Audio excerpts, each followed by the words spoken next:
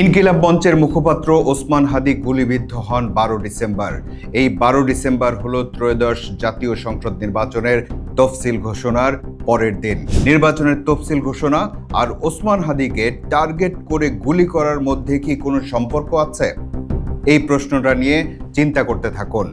ওসমান হাদি গুলিবিদ্ধ হওয়ার পর আমরা নানা তথ্য প্রমাণেই জেনেছি যে অনেক দিন আগে থেকেই তাকে অনুসরণ করছিল খুনিরা। তাহলে নির্বাচনের তফসিল ঘোষণার পর দিনই তাকে গুলি করাটা কি কাকতালীয়, নাকি পরিকল্পনায় ছিল এমন যে নির্বাচনের তফসিল ঘোষণার সাথে সাথেই বড় একটা ঘটনা ঘটানো হবে? এই দুটি প্রশ্নের উত্তরে যদি নির্বাচনের সাথে কোনো সম্পর্ক খুঁজে পান, তাহলে বলাই যায় যে নির্বাচনকে বাধাগ্রস্ত করার জন্যই এমন বড় একটা ধাক্কা দেয়া হলো।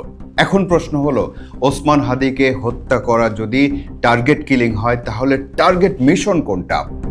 14 ডিসেম্বর বিএনপি মহাসচিব মির্জা ফখরুল ইসলাম আলমগীর বললেন, আমরা আশঙ্কা করছি যে এরকম ঘটনা আরও ঘটতে পারে। তিনি বললেন, বাংলাদেশের মানুষ স্বপ্ন দেখছে সুষ্ঠু নির্বাচনের মাধ্যমে একটা গণতান্ত্রিক বাংলাদেশ নির্মাণ করবে। সেই সময় আবার নতুন করে বাংলাদেশের শত্রুরা এই হত্যাকাণ্ডে মেতে উঠেছে। বিএনপি মহাসচিবের কথাতেও ওসমান হাদির উপর হামলার সাথে নির্বাচনের একটা যোগসূত্র পাওয়া যায়। তাহলে 16 ডিসেম্বর মহান বিজয় দিবসে জাতির উদ্দেশ্যে ভাষণ দিতে গিয়ে ওসমান হাদির উপর হামলার প্রসঙ্গ টেনে প্রধান উপদেষ্টা অধ্যাপক মোহাম্মদ ইউনূস বললেন, নির্বাচনের আগে সহিংসতা ও চোরাগুপ্তা হামলার মাধ্যমে দেশে অস্থিরতা সৃষ্টির অপচেষ্টা চলছে।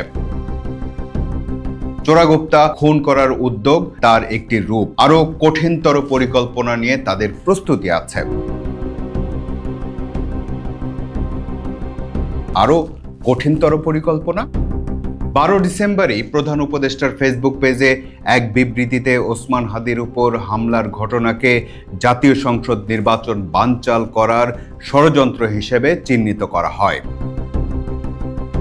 এখন কথা হলো, নির্বাচনে যদি টার্গেট মিশন হয়, তাহলে কিলিং এর টার্গেটে কারা থাকতে পারেন? সব আলোচনা আর জল্পনা কল্পনার রাজনীতিবিদদের ঘিরেই। এমনকি প্রধান উপদেষ্টার 12 ডিসেম্বরের ওই বিবৃতির মধ্যেও সেটারই ইঙ্গিত ছিল। তিনি বলেছিলেন, জুলাই অভ্যুত্থানে সক্রিয়ভাবে সম্পৃক্ত থাকার কারণে যারা সম্ভাব্য টার্গেটে পরিণত হয়ে থাকতে পারেন, তাদের নিরাপত্তার বিষয়টি বিবেচনায় রাখতে হবে। 16 ডিসেম্বর দেশ রূপান্তর পত্রিকায় প্রকাশিত এই খবরের শিরোনাম দেখুন। এই খবরে বলা হয়েছে, শরীফ ওসমান হাদিকে গুলি করার পর গোয়েন্দা তদন্তে উঠে এসেছে হত্যার হিট লিস্ট। এই তালিকায় এনসিপির হাসনাত আবদুল্লাহ, ডাকসু ভিপি সাদিক কায়েম ছাড়াও আরও অন্তত 10 জনের নাম আছে। এমনকি খবরে এটাও বলা হয়েছে যে পার্শ্ববর্তী রাষ্ট্রের গোয়েন্দা সংস্থা গত কয়েক মাসে অন্তত 80 জন সুব্রত বাহিনীর মতো আততায়ীকে দেশের বিভিন্ন পয়েন্ট দিয়ে অনুপ্রবেশ করিয়েছে। আতঙ্কের কথা বটে। আরেকটি খবরে প্রকাশিত হয়েছে যে স্লিপিং সেলের সদস্যদেরও অ্যাক্টিভ করা হচ্ছে। তাদের কাজ হলো হুট করে এসে খুন করে আবার গুপ্ত হয়ে যাওয়া। 17 ডিসেম্বর কালবেলায় প্রকাশিত একটি খবরের শিরোনাম দেখুন, ঢাকায় 20 শুটার। এই খবরে বলা হয়েছে, ত্রয়োদশ জাতীয় সংসদ নির্বাচনের ভোট গ্রহণ যতই ঘনিয়ে আসছে, অবৈধ আগ্নেয়াস্ত্রের সঙ্গে অপরাধ জগৎ দাপিয়ে বেড়ানো ভয়ঙ্কর শুটারদের ঘিরে দুশ্চিন্তা বাড়ছে আইন শৃঙ্খলা রক্ষাকারী বাহিনীগুলোর। খবরের শিরোনাম আর আতঙ্কের পারদ একই সাথে ঊর্ধ্বগামী। এর মধ্যেই এনসিপির আহ্বায়ক নাহিদ ইসলাম বললেন, আমাদের নিরাপত্তা নিজেদের নিশ্চিত করতে হবে। বাংলাদেশ সেদিকেই যাচ্ছে। এমন ঘটনা প্রবাহের মধ্যেই জানা যায়, নির্বাচনকে সামনে রেখে রাজনৈতিক দলগুলোর জন্য নিরাপত্তা প্রোটোকল সরবরাহ করবে পুলিশ। এই প্রোটোকলে রাজনৈতিক নেতৃবৃন্দ এবং আসন্ন নির্বাচনের সম্ভাব্য প্রার্থীগণ তাদের বাসস্থান, কার্যালয়, চলাচল, জনসভা ও সাইবার স্পেসে নিরাপত্তার বিষয়গুলো অন্তর্ভুক্ত থাকবে। এছাড়াও গণ অভ্যুত্থানের সামনের সারির নেতৃত্ব ও গুরুত্বপূর্ণ রাজনৈতিক নেতৃবৃন্দকে বাড়তি নিরাপত্তা প্রদান করার উদ্যোগ নেওয়া হয়েছে। প্রশাসনের এত সব পদক্ষেপের মধ্যেও আতঙ্কের বিস্তৃতি কমেনি। নিরাপত্তা আশঙ্কা রাজনীতিবিদদের মধ্যে কতটা দুশ্চিন্তা তৈরি করেছে তার প্রমাণ নারায়ণগঞ্জ 5 আসনে বিএনপি মনোনীত প্রার্থী মোহাম্মদ মাসুদুজ্জামান। সাম্প্রতিক পরিস্থিতিতে নিরাপত্তা শঙ্কার কথা উল্লেখ করে নির্বাচন থেকেই সরে দাঁড়ানোর ঘোষণা দেন তিনি। এটা 16 ডিসেম্বরের ঘটনা।